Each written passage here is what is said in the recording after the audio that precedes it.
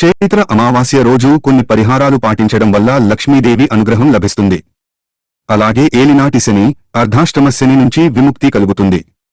చైత్ర అమావాస్య రోజు ఇంటికి ఈశాన్య మూలలో నెయ్యి దీపం వెలిగించాలి.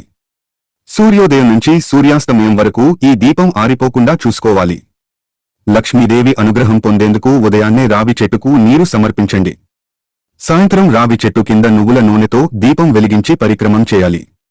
అమావాస్య రోజు నెయ్యి దీపంలో 2 కుంకుమ పువ్వులు, లవంగాలు వేసి వెలిగించడం వల్ల లక్ష్మీదేవి ప్రసన్నరాలవుతుంది. ఆర్థిక ఇబ్బందులు తొలగిపోతాయి.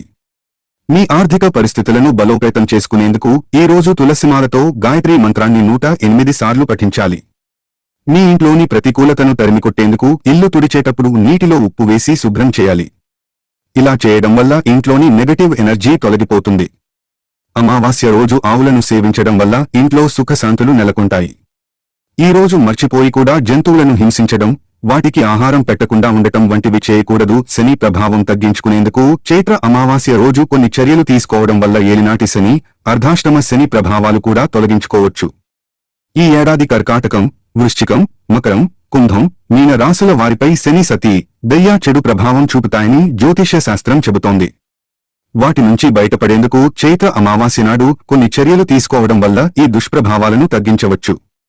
శని దేవుని అనంత అనుగ్రహం పొందేందుకు అమావాస్య రోజు శని చాలీసా పఠించాలి.